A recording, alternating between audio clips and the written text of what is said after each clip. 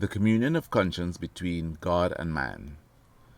Today I come to you with a teaching that might seem impossible for the world to practice, but once it is understood, it is the easiest to fulfill. I come to teach you the worship of the love of God through your life, your deeds, and the spiritual prayer, which is not pronounced by the lips at a predetermined place, nor is it in need of forms or images to be inspired.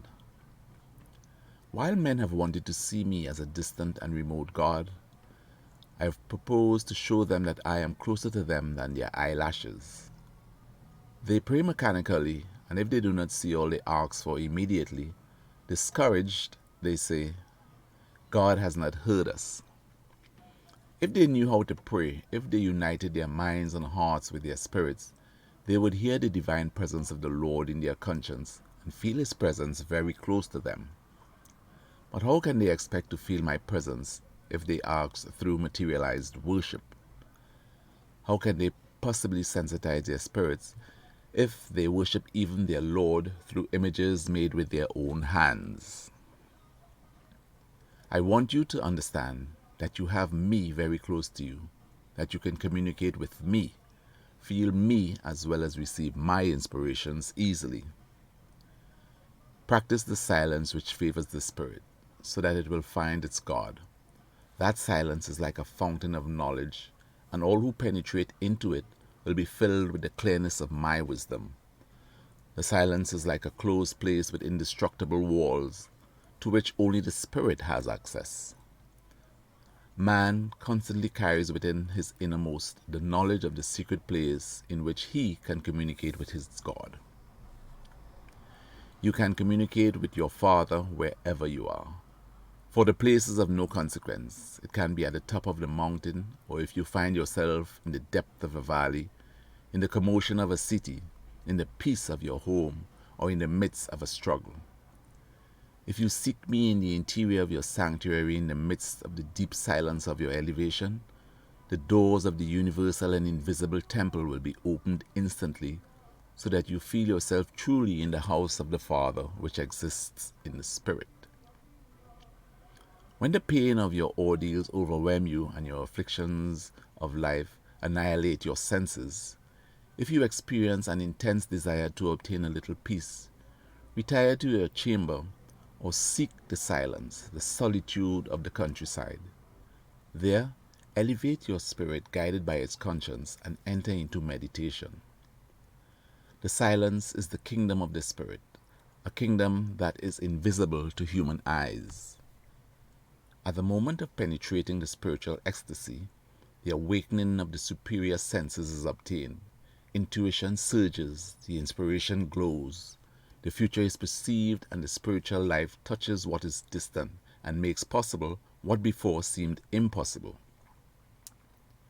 If you wish to penetrate the silence of this sanctuary, of this ark, you yourselves should be the one to prepare the way, for only with true purity will you be able to penetrate it. It is necessary for my prophets to rise again to admonish men, because while there are people who destroy themselves, blinded by ambition and violence, those who have received my light and calmly judge humanity are fearful of rising to give the good news. If humanity would know how to pray with the Spirit, they would hear my voice and they would receive my inspiration. But each time they pray, they place a veil over their eyes which hides to them the light of my presence. I have come to men during the moments when their bodies are at rest to awaken their spirit, to call on Him and converse with Him. It is Christ who, like a thief in the middle of the night, penetrates your heart to sow my seed of love within. Learn to pray and meditate at the same time, so that knowledge and understanding arise in each of you.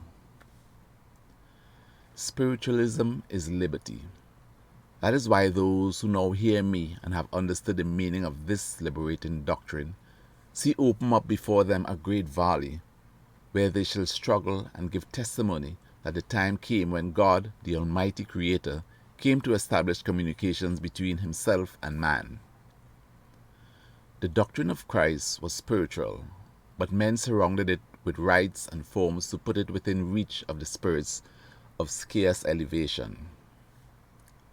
You have entered the era of the Spirit, that of the great revelations in which materialism, imposture, and imperfection will disappear from all worship, in which all men through the Spirit shall recognize God, who is all Spirit, and on that road find the means of perfect communication. When men have learned to communicate with my Spirit, then there will be nothing they have to ask or look up in books. Today, they still ask those who they think know more than they do, or they pursue texts and books anxious to find the truth.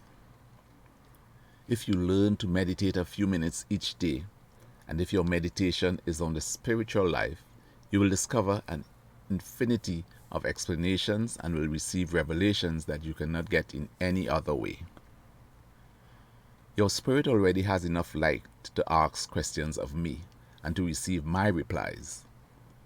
The spirit of humanity has already reached great elevation. Observe your brothers of humble condition who, in spite of the poverty of their knowledge, surprise you with their profound observation and the clear manner in which they explain that which for many others is inexplicable. Did you think they had frequented books or schools? No, but they have discovered by intuition or by necessity the gift of meditation that is part of spiritual prayer. In their loneliness, isolated from influences and prejudices, they have discovered how to enter into communion with the eternal and the spiritual, with truth, and some more and some less. All who have meditated on the true essence of life have received spiritual light for their understanding. You ask me, what does prayer consist of? And I say to you, allow your spirit to elevate freely toward the Father with true faith and confidence during those moments of prayer. Allow your heart and mind to receive inspirations from the Spirit and accept with true humility the will of the Father. The one who prays in that manner will be able to feel my presence joyfully at any moment during his life on earth, never again feeling that he is indignant. There, in the purest part of their being, in the Spirit, will be where I write my law in this era. It will be there that I make my voice heard and where I will build my temple, for that which does not exist in the Spirit might as well not exist. And so, though you raise enormous temples in my honor, though you offer feasts and ceremonies full of splendor, your offerings will not reach me, for they are not of the Spirit. All external worship bears in it vanity and ostentation. In contrast, the quiet offering which the world never sees, and that you offer me spirit to spirit, that reaches me because of its humility, its sincerity, its truth. In a word, because it proceeds from the Spirit. Read again my parables of the Pharisees and the publican from the second time, and then you will understand my teaching, which has been the same in all times. Do you know that some are loved without deserving it? That is how I love you. Give me your cross. Give me your sadness. Give me your dashed hopes. Give me the heavy burden you bear. I can bear all the pain. Feel yourselves free of your burden so that you may be happy. Enter into the sanctuary of my love and be silent before the altar of the universe, so that your spirit may converse with the Father in the most beautiful of languages, that of love. My peace be with you.